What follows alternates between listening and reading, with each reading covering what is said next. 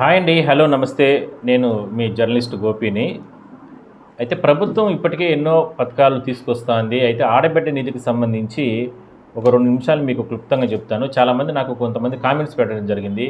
దీపావళికి ఆడబిడ్డ నిధి ఇస్తున్నారంట కదా! మరి ఏంటి సార్ దీని మీద సమాచారం ఉందా? అది ఇది అని కూడా నాకు పర్సనల్ కామెంట్స్ పెట్టారు. అందుకోసం వాళ్ళకి నేను ఒక క్లారిటీ ఇస్తాను. ఈసారి దీపావళికి మాత్రం ఆడబిడ్డ నిధి అనేది రాదండి. ఎందుకంటే ఇప్పటివరకు కూడా ప్రభుత్వం ఎక్కడా కూడా ఆ ప్రకటన చేయలేదు. అంటే ఆలోచన చేసింది ఎలక్షన్ మేనిఫెస్టోలో భాగంగా ఖచ్చితంగా ఇస్తారు. దానికి సంబంధించి క్యాబినెట్‌లో కూడా నిర్ణయం తీసుకొని దాదాపుగా 3,000 కోట్ల పైన ఈ ఆడబిడ్డ నిధికి ఇవ్వాలని నిర్ణయం తీసుకున్నారు. దాని ప్రకారం ఆ బడ్జెట్‌ను కూడా రూపకల్పన చేశారు. దానికి సంబంధించి కేటాయింపులు చేస్తున్నారు.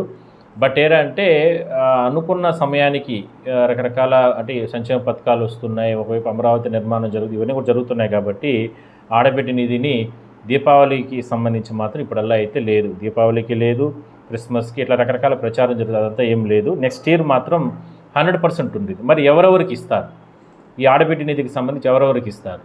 ఇంట్లో ఇప్పుడు ఉన్నటువంటి ఏమంటే బయట ప్రాంతాల్లో, బయట రాష్ట్రాల్లో ఇంట్లో ఒక్కరికి మాత్రమే అంటే 18 సంవత్సరాల నుండి 19వ సంవత్సరం నుంచి 59వ సంవత్సరం వరకు ఉన్న వాళ్ళలో ఇంట్లో 4-5 మంది ఆడవాళ్ళు ఉన్నా, పెళ్ళిళ్ళు అయ్యిండాలి వాళ్ళున్నా కూడా వాళ్ళకు ఒకరికి మాత్రమే బయట ఉదాహరణకి కర్ణాటక రాష్ట్రంలో మహాలక్ష్మి పథకం కింద ఇస్తున్నారు. బట్ ఇంట్లో 4-5 మంది ఉన్నా కూడా ఉమ్మడి అంటే రేషన్ కార్డుకి సంబంధించి దాంట్లో 4 ఆడవాళ్ళు ఉన్నా కూడా 18 సంవత్సరాలు నిండుండాలి, 19 సంవత్సరం పెట్టుండాలి, బట్ 59 సంవత్సరాల లోపల పెళ్ళి అయి ఉండాలి. ఇవన్నీ ఉంటే కన్నా వాళ్ళకి ఒకరికి ఇస్తారు. మరి ఆ రకంగానే ఏపీలో కూడా చేస్తారా అనేది చూడాలి. ఇట్లా ఇతర ప్రాంతాల్లో కొన్ని రాష్ట్రాల్లో ఇద్దరికి ముగ్గురు కూడా ఇస్తున్నారంట. బట్ దాని మీద నాకైతే క్లారిటీ లేదు. సో ఎవరెవరికి ఇప్పుడు ఇస్తారు ఒకవేళ నెక్స్ట్ ఇయర్ ఇస్తే కూడా ఎస్సీ, ఎస్టీ, బీసీ, మైనారిటీలకు వీళ్ళకందరికీ కూడా తొలి విడతలో ఇమీడియట్లీ స్టార్ట్ అవుతాయి. మిగిలిన వారికి సంబంధించి ఎందుకంటే గతంలో వైసీపీ ప్రభుత్వం అధికారంలో ఉన్నప్పుడు వైఎస్ఆర్ చేయూత అనేటువంటి పథకాన్ని ఇవ్వడం జరిగింది. 18,000 రూపాయలు సంవత్సరానికి గతంలో ఇచ్చారు, ఒకేసారి ఇచ్చారు. మరి దాన్ని వీళ్ళు ఇప్పుడు మార్చిన తర్వాత ఆడబిడ్డ నిధి కింద వీళ్ళు ఇప్పుడు ఇస్తున్నారు కాబట్టి వీళ్ళకి సంబంధించి నెల నెల 15,000 ఇద్దాము అనేది ప్రధానంగా ప్రభుత్వ ఆలోచన. సో దీని ప్రకారం లెక్కేసుకుంటే తొలి విడతలో వాళ్ళకి ఇస్తారు. ఈ ఓసీలకు సంబంధించి గతంలో ఏమి ఇచ్చేవాళ్ళు అంటే వైఎస్ఆర్ కాపు నేస్తం అనే కింద దాని కింద ఇచ్చేవాళ్ళు. మరి ఆడబిడ్డ నిధి కింద కంప్లీట్గా అందరినీ కలిపి ఇస్తారా, లేదంటే ఉన్నటువంటి సమాచారం ప్రకారం అయితే ఎస్సీ, ఎస్టీ, బీసీలు, మైనారిటీలకు మాత్రమే ఆడబిడ్డ నిధి కింద ఇచ్చే అవకాశం ఉందనేది సమాచారం ఉంది. ఓసీలకు మాత్రం సపరేట్గా ఒక పథకం పేరు పెట్టి వాళ్ళకు సపరేట్గా ఇద్దాము అనే ఆలోచనతో ప్రభుత్వం ఉన్నట్లు తెలుస్తూ ఉంది.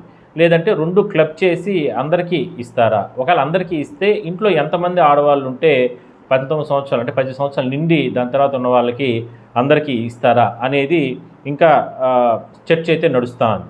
సో మొత్తం మీద అయితే పథకం అయితే ఇస్తారు. అది 100%.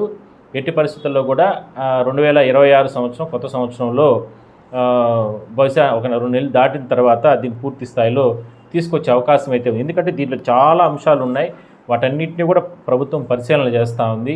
ఎందుకంటే ఒక పథకం అమలు చేయాలా అంటే డబ్బులే కాదు, డబ్బులు కూడబెట్టుకోవడమే కాదు, డబ్బులు సేకరించడమే కాదు, దాంట్లో సాధ్యాసాధ్యాలు, బ్యాంక్ డీటెయిల్స్, బ్యాంకు వ్యవహారాలు, ఇంట్లో ఎంతమంది ఉన్నారు, లేదా రేషన్ కార్డులు ఎంతమంది ఉన్నారు, దీంట్లో మిగిలిన పథకాలు వీళ్ళకి ఏమేమి వస్తున్నాయి, ఇట్లా రకరకాలు కూడా ఉన్నాయి. కాబట్టి వాటన్నిటిని కూడా పరిలోకి తీసుకొని అమలు చేసే అవకాశం అయితే ఉంటుంది. సో ఇంకా దీంట్లో ఉన్నటువంటి అంటే సమాచారం ఎందుకంటే నాకు చాలామంది కామెంట్స్ పెట్టారు. అందుకోసం నేను దీనిపైన ఒక వీడియో చేయండి సార్, ఏంటి దాని వివరాలు తీసుకొని పెట్టండి అని. అందుకని నేను మీకు పెడుతున్నాను. సో ఎవరు కూడా ఆశపడండి, కానీ నెక్స్ట్ ఇయర్ అయితే 100% వస్తుంది. మహిళలు ముఖ్యంగా ఈ దీపావళికి మాత్రం ప్రస్తుతానికి రాదు, కాస్త ఓపిక పట్టండి. సో బ్యాంక్ డీటెయిల్కి సంబంధించి కూడా డౌట్ అడిగారు. సార్ మాకు బ్యాంక్ దానికి సపరేట్గా పోస్టల్ అకౌంట్ ఓపెన్ చేసుకోవాలన్నా లేదంటే ఎట్లా అయ్యింది అని. అలా ఏం లేదండి. మీకు గ్రామీణ బ్యాంక్ అయినా సరే, లేదంటే మీకు పోస్టల్ బ్యాంక్ అయినా సరే, లేదంటే ఏ బ్యాంక్ అయినా సరే మీకు ఆధార్ సీడింగ్ అయి ఉండాలి. ఆధార్ లింక్తో మీ గతంలో సంక్షేమ పథకాలు ఏవైనా సరే పడుతూ ఉంటాయి కదా, అవి అలా పడుతూ ఉంటే ఖచ్చితంగా ఆ అకౌంట్కి మళ్ళీ పడతాయి, బిడ్డకి సంబంధించి నిధికి సంబంధించింది కూడా. సో చూద్దాం, దీని మీద మళ్ళీ కూడా ఏదైనా సమాచారం ఉంటే అప్డేట్ ఉంటే పోస్ట్ చేస్తాను. అప్పటి వరకు వెయిట్ చేయండి.